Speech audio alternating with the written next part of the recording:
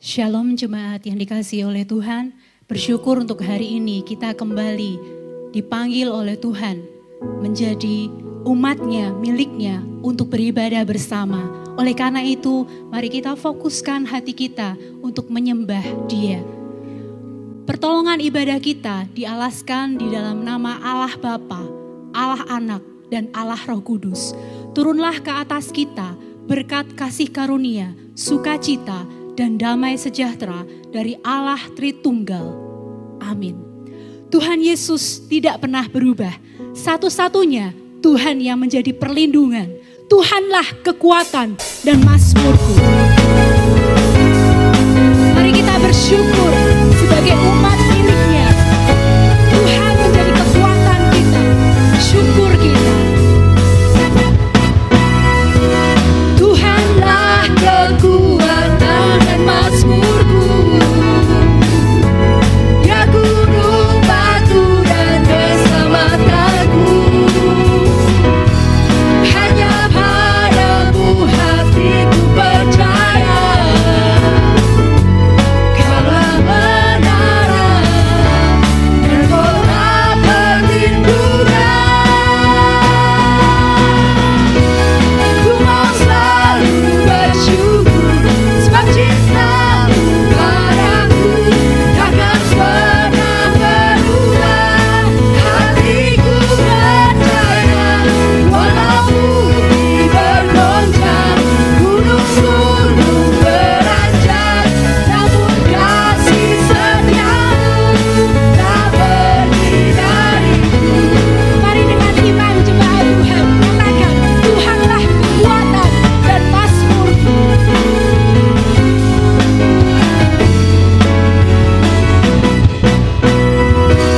Tuhanlah kekuatan dan mazmurku. Ya gunung batu dan keselamatanku. Hanya padamu hatiku percaya. Kaulah menara dan kota perlindungan. Mari bersyukur kepadanya. Ku mau selalu bersyukur sebab cintamu padaku takkan pernah berubah. Hatiku percaya walau bumi bergoncang, gunung-gunung beranjak, namun kasih setiamu tak pergi dariku. Ku mau selalu bersyukur sebab cintamu padaku takkan pernah berubah. Hatiku percaya walau bumi bergoncang, gunung-gunung beranjak, namun kasih setiamu tak pergi dariku. Ku mau selalu bersyukur sebab cintamu padaku takkan pernah berubah. Hatiku percaya walau bumi bergoncang, gunung-gunung beranjak, namun kasih setiamu tak pergi dariku. Kasih setiamu Tuhan tak pergi. Kami bersyukur kekasih-Mu Tuhan. Kasih setiamu tak pergi dariku.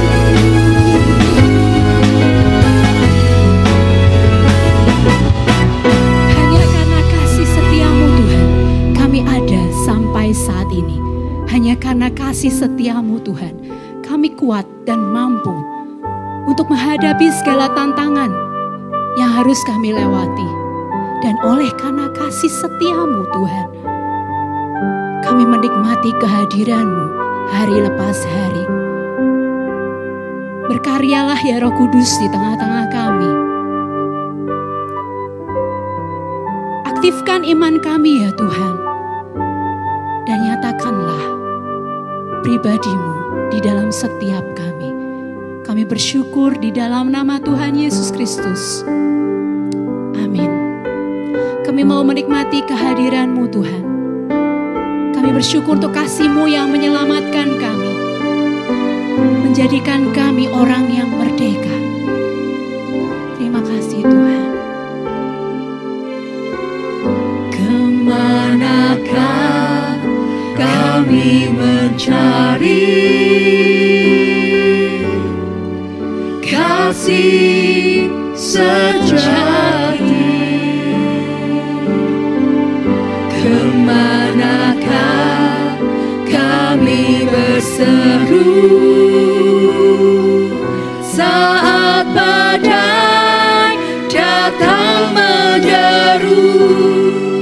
Yang kami tahu hanya Kau yang mampu pulihkan segala sesuatu. Kemanakah kami mencari kasih sejati? Kemanakah kami berseru saat badai datang menderu?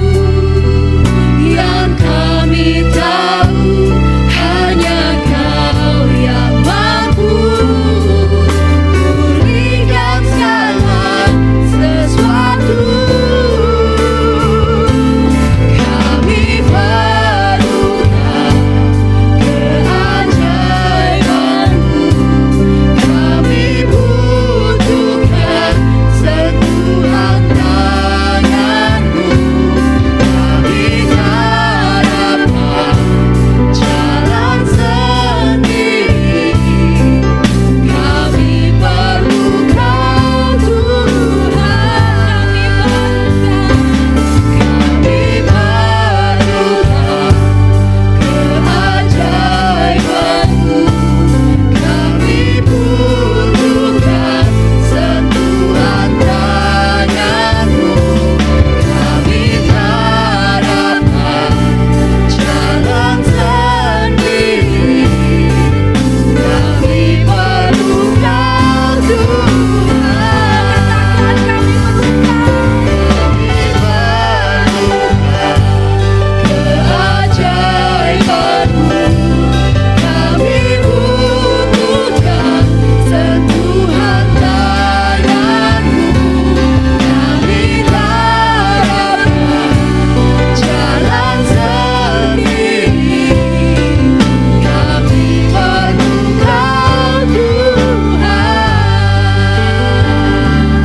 Kami perlukan keajaiban-Mu, kami butuhkan sentuhan tangan-Mu. Kami tak dapat jalan sendiri, kami perlu Kau Tuhan. Kami perlu Kau Tuhan. Sungguh kami perlu Kau Tuhan. Yang kami perlukan bukan hanya pribadi-Mu Tuhan, bukan hanya kasih-Mu yang melingkupi kami, tapi setiap hari kami membutuhkan kebenaran-Mu untuk kami hidupi sebagai orang yang sudah diselamatkan, sebagai milik kepunyaan-Mu.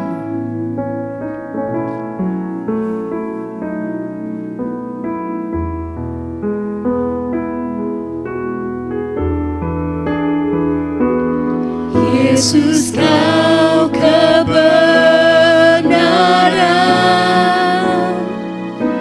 yang menyelamatkanku. Kau memberikanku hidup dan pengharapan.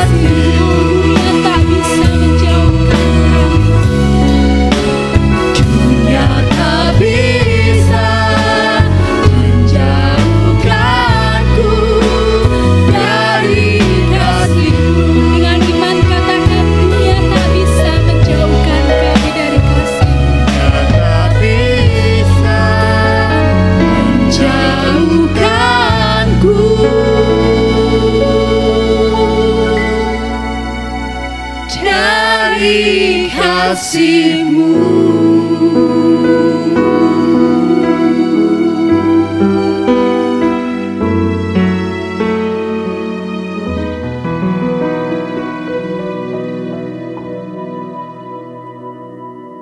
Shalom jemaat Tuhan, saya yakin setiap kita sudah merindukan firman Tuhan. Mari kita akan bersama-sama membuka dari 1 Petrus pasal yang kedua ayat 9 dan 10. Kita akan membacanya bersama-sama. 1 Petrus pasal yang kedua ayat 9 dan 10. Tetapi kamulah bangsa yang terpilih, imamat yang rajani, bangsa yang kudus, umat kepunyaan Allah sendiri, supaya kamu memberitakan perbuatan-perbuatan yang besar dari Dia yang telah memanggil kamu keluar dari kegelapan kepada terangnya yang ajaib. Kamu yang dahulu bukan umat Allah, tetapi yang sekarang telah menjadi umat-Nya, yang dahulu tidak dikasihani, tetapi yang sekarang telah beroleh belas kasihan. Saudaraku sekalian, pada periode presiden kali ini, Bapak Presiden Jokowi telah memilih dari kalangan kaum milenial ada 7 orang, walaupun sekarang ada 2 orang yang sudah mengundurkan diri. Ada kaum milenial yang dipilih untuk menjadi staf khusus presiden.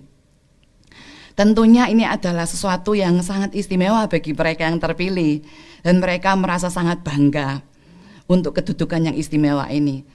Tetapi sebenarnya bukan sekedar kedudukan istimewa yang harus mereka banggakan, tetapi mereka punya tanggung jawab untuk merealisasikan, membantu presiden merealisasikan visi daripada Presiden Jokowi. Selain itu mereka juga harus di dalam kehidupan mereka sehari-hari mengekspresikan bagaimana sikap hidup sebagai seorang yang disebut staf khusus yang membantu presiden. Saudaraku sekalian, tahukah saudara bahwa setiap kita orang percaya, seperti bacaan yang kita baca tadi, bahwa kita ini dipilih oleh Tuhan untuk menjadi bangsa pilihan Tuhan, umat kesayangannya sendiri. Sebenarnya kita ini tidak punya kualifikasi apa-apa. Kita adalah orang-orang yang berdosa. Kita ini adalah orang-orang yang katanya Alkitab itu seperti kain kotor yang tidak layak.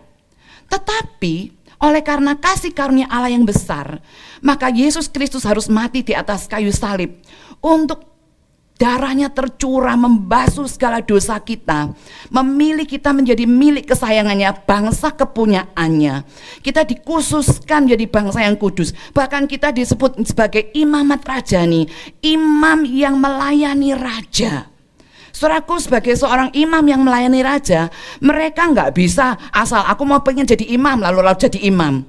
Di dalam Alkitab, kalau kita baca di dalam Perjanjian Lama, mereka yang mau jadi imam itu harus ditentukan oleh Allah sendiri. Jikalau mereka tidak dipilih sebagai imam, tapi mereka menjalankan tugas yang harus dijalankan oleh imam, mereka akan mengalami hukuman Tuhan. Jadi kita ini bangsa yang terpilih menjadi imam yang melayani raja di atas segala raja. Itu adalah satu kedudukan yang istimewa buat kita. Kita menerima kasih karunia-Nya, kita menerima keselamatan yang besar, dan kita dikatakan menjadi milik kepunyaan pribadi dari Allah kita. Saudaraku, kalau di dalam istilah keren private property, private milik daripada Allah sendiri. Milik privat pribadi Allah, disayang oleh Allah. Di dalam firman Allah yang hidup ayat yang ke-10 dikatakan, kamu itu dahulu tuh tidak berarti, tidak ada apa-apanya, tidak berarti apa-apa. Tapi sekarang saudara dipilih menjadi milik Allah, milik kesayangan Allah. Saudara, mungkin kita berpikir, aku ini orang pinter, aku punya banyak talenta, aku punya banyak bakat, bahkan aku mungkin punya banyak aset kekayaan. Tapi saudara tahu gak bahwa kekayaan kita, bakat kita itu pun tidak ada artinya. Sebenarnya itu semua juga dari Tuhan kita. Gak ada artinya apa-apa dibandingkan dengan Tuhan kita yang maha hebat, maha dahsyat, maha tahu. Kita itu tidak ada artinya apa-apa, kita itu sangat kecil. Tetapi pikirkan baik-baik, Kita ini dipilih menjadi bangsa pilihan Allah, yang milik adalah Allah sendiri, bukan sekedar Bapak Presiden. Kita yang menjadi milik kesayangannya, milik pribadi Allah untuk melayani Dia, Raja di atas segala raja. Renungkan sejenak status kita yang berharga ini, status kita yang istimewa ini. Pikirkan baik-baik. Kalau kita dengan status yang seperti itu, kira-kira Allah akan memperlakukan kita yang menjadi miliknya itu seperti apa? Kalau kita yang menjadi milik pribadi kesayangan Allah, kira-kira Dia akan memperlakukan kita seperti apa? Saya yakin, dan Alkitab juga membuktikan bahwa Dia akan memelihara kita dengan ajaib, karena kita ini milik kesayangannya Dia, milik pribadinya Dia. Bahkan kalau kita baca di dalam kitab Perjanjian Lama, kita melihat dari para imam, dipastikan di dalam perjanjian Lama Allah memberikan peraturan supaya umat Israel memperhatikan kehidupan para imam, supaya mereka tercukupi. Bahkan orang-orang umat Israel itu tidak boleh ada satu orang pun yang sampai miskin, jatuh miskin. Dan mereka diperhatikan demikian rupa oleh Allah, karena mereka adalah milik kepunyaan Allah. Mazmur 105 dalam bacaan kita waktu bulan lalu, kita bisa membacakan, melihat bahwa bagaimana umat Israel itu dipelihara oleh Tuhan demikian luar biasa. Sampai-sampai ketika bangsa Israel dihancurkan atau diserang oleh musuh, Alkitab katakan, Tuhan bilang bahwa jangan jamah umatku, jangan jamah hambaku. Artinya apa? Kita ini dipelihara dengan ajaib oleh Tuhan. Kenapa? Karena kita ini punya kedudukan yang istimewa di hati Tuhan. Kita ditebus dengan darah yang mahal, bukan sekedar dari emas atau perak, tetapi dengan darah Yesus sendiri yang dicurahkan untuk membasuh dan menebus kita. Saudara sekalian, di dalam Perjanjian Lama, Keluaran pasal 19 ayat 4-6 juga dikatakan, Tuhan Yesus pernah ngomong sama Musa, Musa, katakanlah kepada umatku Israel bahwa kamu itu aku bebaskan dari perbudakan di Mesir. Kamu aku pilih untuk menjadi milik kesayanganku, aku bebaskan kamu. Dan untuk apa? Untuk menjadi kerajaan imam. Tapi saudaraku sekalian, rupanya tujuan Tuhan memanggil bangsa Israel supaya menjadi berkat bagi bangsa lain, menjadi contoh bagaimana Tuhan itu sangat menyayangi orang-orang pilihannya. Israel telah gagal. Bangsa Israel telah gagal.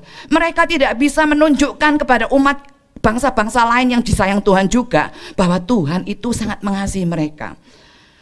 Nah, saudaraku sekalian, kita ini dipilih oleh Tuhan.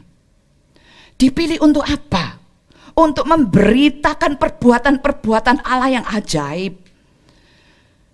Kata memberitakan di situ mengandung arti kita disuruh mempublikasikan, membuat semua orang tahu, mengiklankan, memproklamirkan, merayakan, supaya semua orang di sekitar kita, orang-orang yang belum mengenal Tuhan, yang juga disayang oleh Tuhan, mereka juga akhirnya tahu bahwa ini loh Tuhan yang mengasihi orang-orang yang menjadi milik kepunyaannya. Ini loh yang Dia sudah kerjakan. Nah, saudaraku sekalian, bagaimana caranya supaya kita bisa memberitakan, mempublikasikan perbuatan-perbuatan Allah yang ajaib? Yang pertama, yaitu dengan cara atau gaya hidup kita yang sesuai dengan panggilan Tuhan.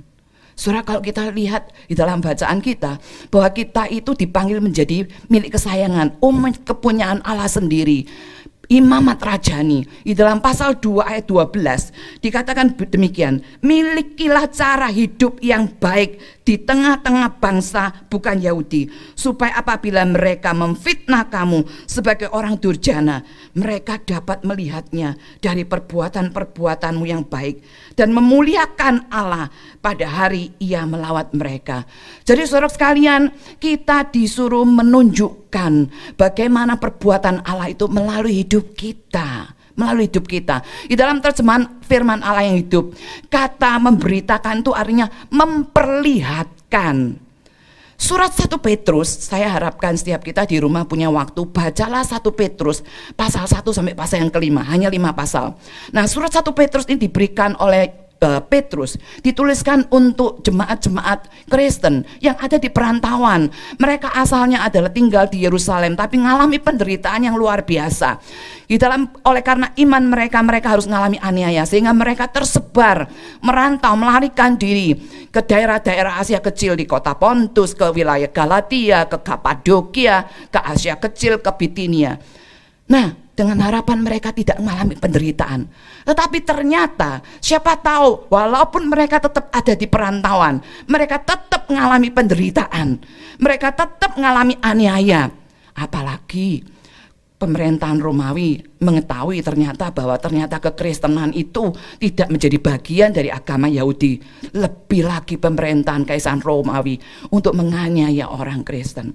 Saudaraku sekalian, itulah sebabnya kalau kita baca dalam 1 Petrus, isinya itu banyak berbicara tentang penderitaan orang percaya, Tetapi saudaraku, dikatakan bahwa orang-orang yang percaya waktu itu, mereka telah dipilih untuk masuk dalam hidup yang berpengharapan. Bahkan selama mereka hidup menantikan kegenapan keselamatan yang kekal itu, mereka dijaga, dipelihara oleh kekuatan Allah sendiri. Dalam 1 Petrus 1 ayat 5.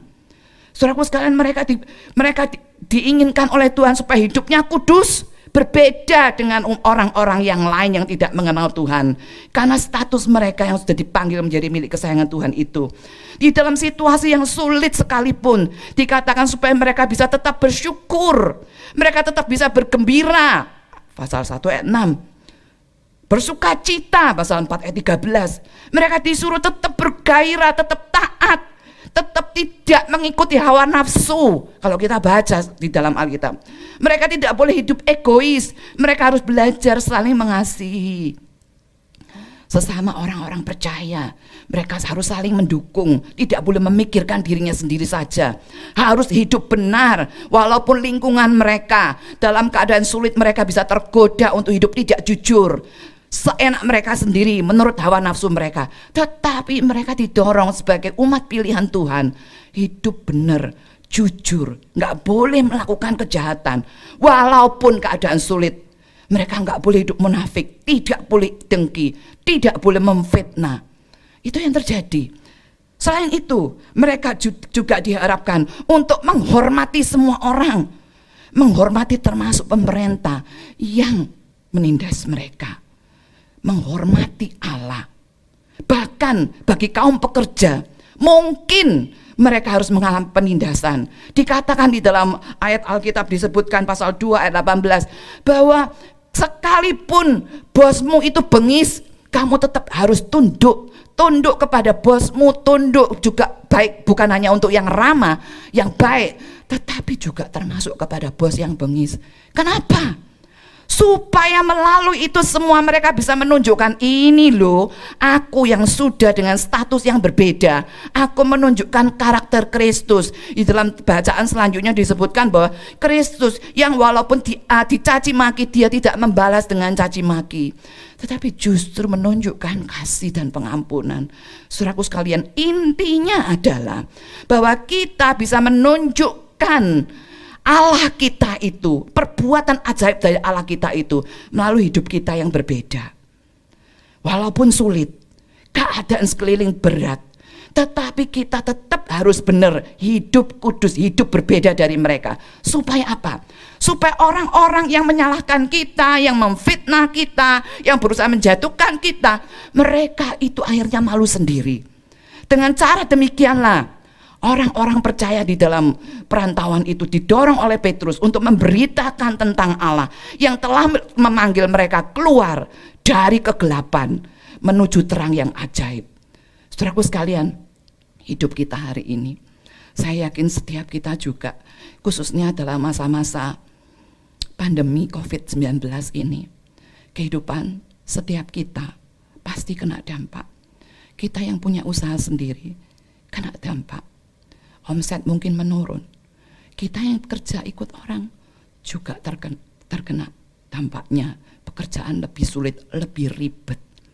Kita sebagai ibu rumah tangga juga kena dampaknya. Saudara, tidak ada orang yang tidak kena dampak. Tapi saudara sekalian, firman Tuhan mendorong kita. Marilah kita memperlihatkan kepada dunia bahwa kita punya pengharapan. Hidup kita ini kita punya Yesus. Yesus yang sudah memilih kita menjadi milik kesayangannya. Allah yang sudah memilih kita, Dia pasti akan memelihara hidup kita.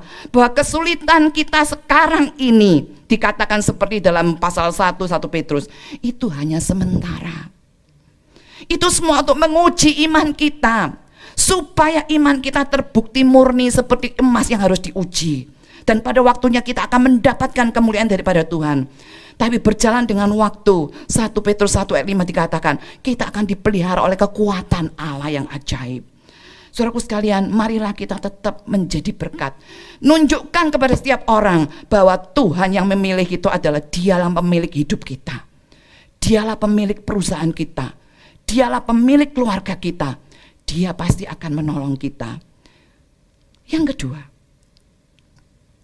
kita memberitakan tentang Allah kita, perbuatan-perbuatannya, yaitu dengan cara lisan maupun tulisan.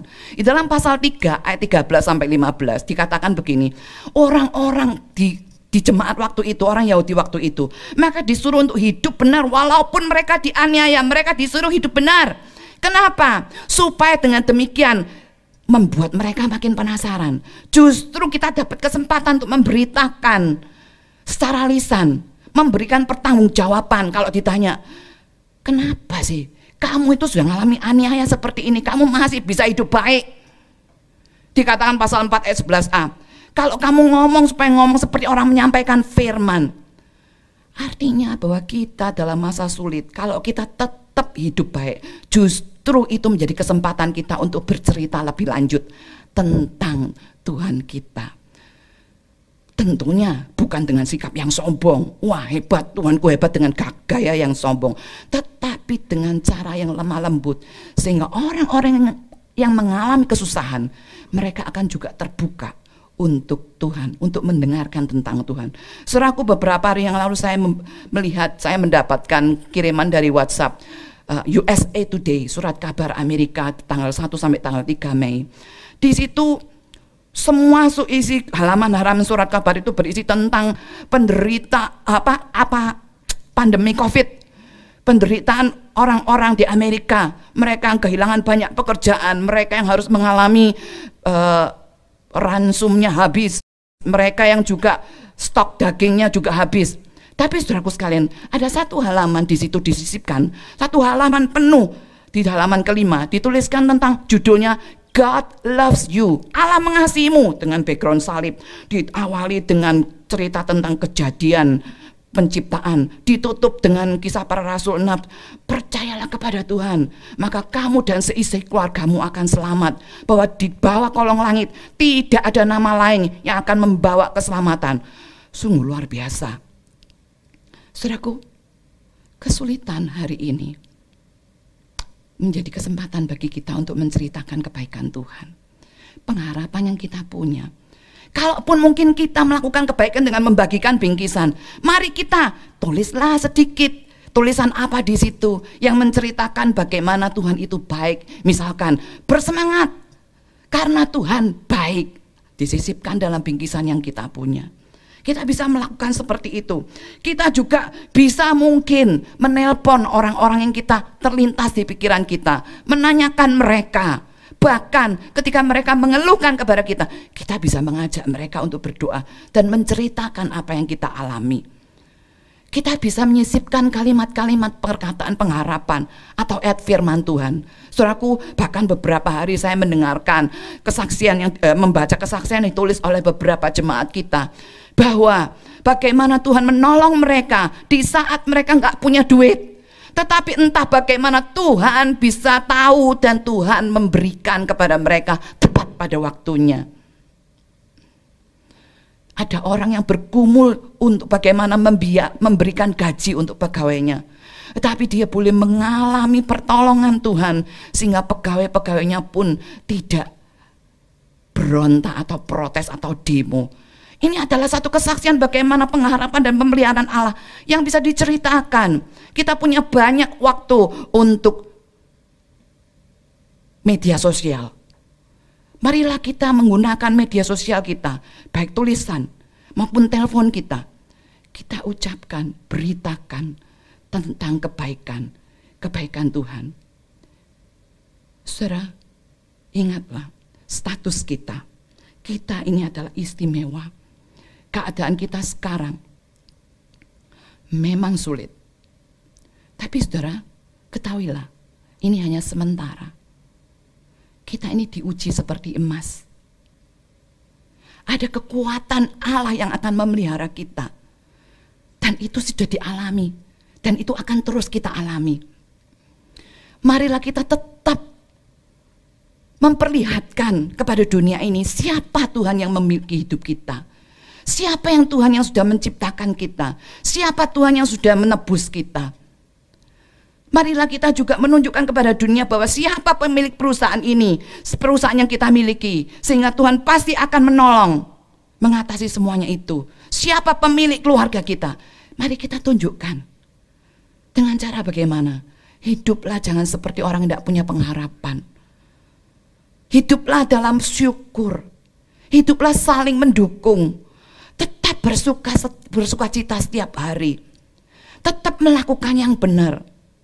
Gunakanlah waktumu untuk memberitakan kebaikan Yesus. Pengharapan di dalam Yesus.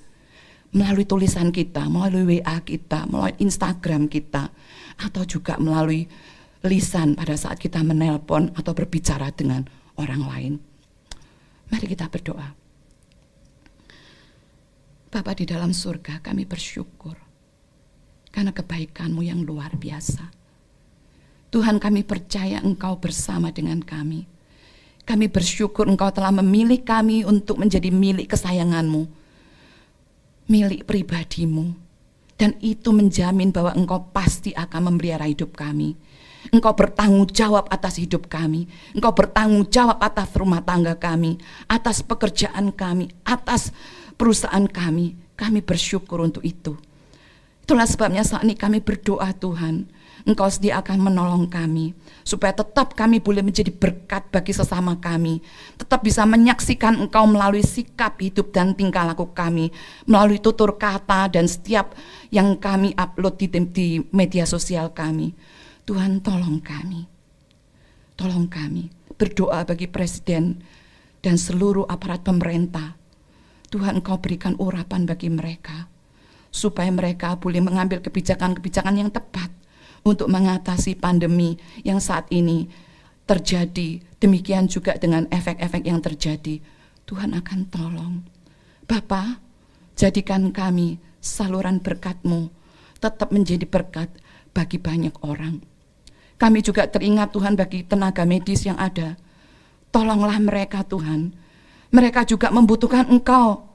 Mereka juga membutuhkan topangan. Mereka rindu kepada keluarganya, tapi mereka tidak bisa pulang. Tuhan, Engkau memberikan jamahan. Engkau memberikan perlindungan kepada mereka. Tuhan, tolong. Kami berdoa bagi gereja-gereja Tuhan dimanapun. Tuhan, kiranya gereja-Mu tetap menjadi berkat di dalam situasi seperti ini. Menyatakan terang Kristus di situasi yang sulit saat ini. Terima kasih Tuhan. Kami berdoa di dalam nama Tuhan kami, Yesus Kristus. Amin. Jemaat kami persilakan bangkit berdiri tempat kita masing-masing. Kita akan menerima berkat Tuhan. Kiranya kasih yang tidak terbatas dari Allah Bapa, damai sejahtera dari Tuhan Yesus Kristus, penyertaan, kekuatan, pertolongan dari Allah Roh Kudus terus dilimpahkan kepada kita, mendampingi kita hari ini dan terus di saat kita melewati hari-hari kita, setiap hari di rumah, tantangan apapun. Kiranya berkat Tuhan bersama dengan kita hari ini sampai selama-lamanya. Amin. Aku percaya berkat-Mu atasku melimpah, dapat jika